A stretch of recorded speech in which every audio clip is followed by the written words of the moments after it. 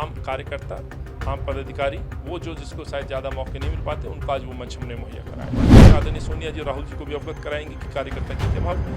ये परिवारवाद की जो परिभाषा जो विपक्ष बोलता है, तो ये मुझे लगता है ये सवाल आज उनसे पूछा जाना चाहिए। क्या एक राजनीतिक परिवार में कोई राजनीतिक गतिविधियों में आना चाहता है, सामाजिक कार्यों में आना चाहता है, तो क्या गुनाह है? बीजेपी का एजेंडा इस देश को तोड़ने का रहा। आज बिखराव है यूथ का, आज बिखराव है महिलाओं का, आज बिखराव है जंगल और जमीन का। नमस्कार, मैं हूं प्रफुल्ल और आप देख रहे हैं स्काई न्यूज़ ग्लोबल।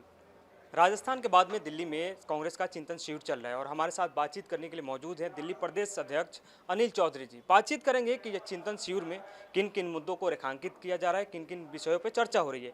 खैर, पहला सवाल यह है कि राजस्थान के बाद में दिल्ली में चिंतन शिविर चलाए जा रहे हैं। इस चिंतन शिविर का उद्देश्य क्या है और किन किन विषयों पर चर्चा होगी? देखिए, आदरणीय सोनिया जी ने एक राष्ट्रीय लेवल पे एक चिंतन शिविर आयोजित किया था उदयपुर के अंदर। वहाँ उदयपुर नव संकल्प के साथ कांग्रेस पार्टी आई थी और नव संकल्प के जो संकल्प लिए गए थे उनको आज यहाँ चर्चा करना था। ये आदेश था पहले से कि हम हर स्तर पर इनकी मीटिंगें करें, तो आज प्रदेश स्तर पर ये कार्यक्रम आयोजित हो रहा है। ट्रेनिंग कैंप कह लीजिए, चिंतन शिविर कह लीजिए, या आगे भविष्य को लेकर के कांग्रेस पार्टी कैसे जाएगी, किन विषय पर जाएगी, उन तमाम चीज़ों पर हम बात कर रहे हैं।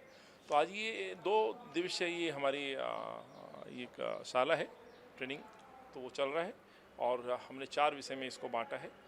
लगभग हर विषय पे 2-2 घंटे का एक लंबा डिस्कशन, आम कार्यकर्ता, आम पदाधिकारी, वो जो जिसको शायद ज़्यादा मौके नहीं मिल पाते, उनको आज वो मंच हमने मुहैया कराया है। तो यहाँ से जो लोग बातें करेंगे, जो बातें आएंगी, जो सुझाव आएंगे, उनको हम संग्रह करके उस पर काम करके कुछ ना कुछ जो यहाँ से भी मंथन में निकलेगा, उन पे आगे काम करने की कोशिश करेंगे और उससे आदरणीय सोनिया जी राहुल जी को भी अवगत कराएंगे कि कार्यकर्ता की क्या भावना है। एक हमेशा आरोप भी लगता है विपक्ष की तरफ से, कहा जाता है कि परिवारवाद हावी है और लोग नाराज भी हो जाते हैं। तो इन जो लोग नाराज हैं उनको कैसे मैनेज किया जाएगा, उनके लिए क्या चीज़ें हैं? काफ़ी लोग देखिए, परिवारवाद की जो परिभाषा जो विपक्ष बोलता है, तो ये मुझे लगता है ये सवाल आज उनसे पूछा जाना चाहिए, खासतौर से बीजेपी के लोगों से। ये परिवारवाद केवल अपने राजनीतिक फायदे को लेकर के निकाला गया एक शब्द, मैं कहूँगा अपने पिटारे से, एक विपक्ष पे, खासतौर से कांग्रेस पे आरोप करने का। लेकिन जब आप समीक्षा करेंगे तो आप देखेंगे जो लोग ये बातें करते कहीं ज़्यादा एक परिवारवाद का उदाहरण उनके यहाँ दिखता है। दूसरा, मैं इसको इसलिए गलत नहीं मानता हूँ, मैं अपने परिवार में पहला व्यक्ति हूँ जो शायद यहाँ तक पहुँचा हूँ और इस कांग्रेस पार्टी की वजह से पहुँचा हूँ। तो आप क्या कहेंगे, क्या मैं परिवारवाद की वजह से पहुँचा हूँ?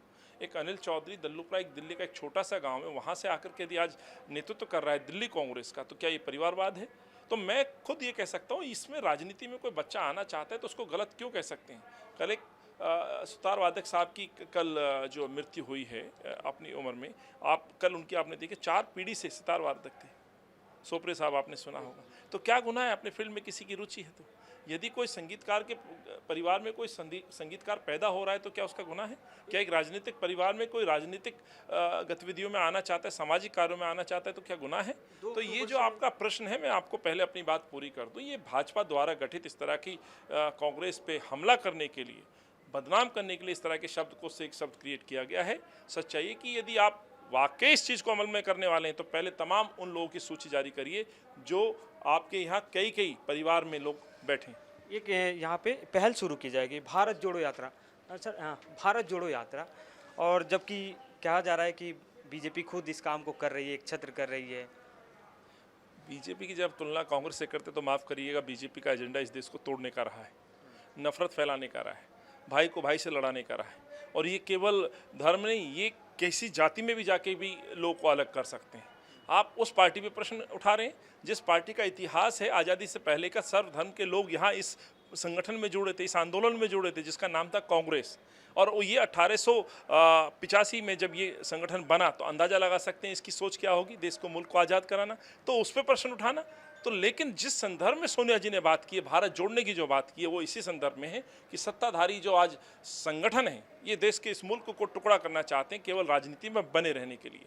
आज बिखराव है यूथ का, आज बिखराव है महिलाओं का, आज बिखराव है जंगल और जमीन का, आज बिखराव है हर धर्म के लोगों का। और ये जो जिस तरह के मसले जो विषय उठाए जा रहे हैं, मंदिर मस्जिद, ये सारे विषय में आप देखेंगे कहीं ना कहीं बिखराव नजर आता है। तो वहाँ पे सोनिया जी का संदेश, उदयपुर का संकल्प एक ही कि भारत जोड़ो, भारत जोड़ना है तो हमें सड़कों पे निकलना होगा, भाईचारा बढ़ाना होगा। इनकी टक्कर लेने के लिए हमें अपने लोगों को, कार्यकर्ताओं को ट्रेन करना पड़ेगा। ट्रेन करने के लिए जब स्वाभाविक है जब आप इनके बीच में जाएंगे। तो इन सब बातों पर कांग्रेस पार्टी काम करिए और आगे भी काम लास्ट करेगी। सवाल लेंगे हम कि कांग्रेस के बारे में एक अजब नैरेटिव क्रिएट किया गया, सॉफ्ट हिंदुज़म, सॉफ्ट मुस्लिम की तरफ झुकाव है। सॉरी, आज मैं इसी विषय पे बोलूँगा। खैर, ये हमारे साथ थे अनिल चौधरी जो बातचीत कर रहे थे, दिल्ली प्रदेश अध्यक्ष हैं, और दिल्ली में 2 दिवसीय चिंतन शिविर का आयोजन किया गया है कॉन्स्टिट्यूशन क्लब में। तो खैर देखना ये होगा कि कॉन्स्टिट्यूशन क्लब के ये 2 दिवसीय चिंतन शिविर से क्या परिणाम निकलते हैं, और अलग अलग जगहों पे, राजस्थान के उदयपुर में हुआ, उसके बाद दिल्ली में हो रहा है, कार्यकर्ताओं को जोड़ने की कोशिश हो रही है, कार्यकर्ताओं से बातचीत हो रही है, उनकी समस्याओं के साथ एक दूसरे लोग शेयर कर रहे हैं समस्याएं। और खैर देखिए क्या होता है, चिंतन शिविर का रिजल्ट क्या निकल के आता है, वो हमारे साथ आप बने रहिए, जो भी अपडेट होगा हम उसको शेयर करेंगे। कैमरामैन जगजीत के साथ स्काई न्यूज़ ग्लोबल के लिए प्रफुल्ल।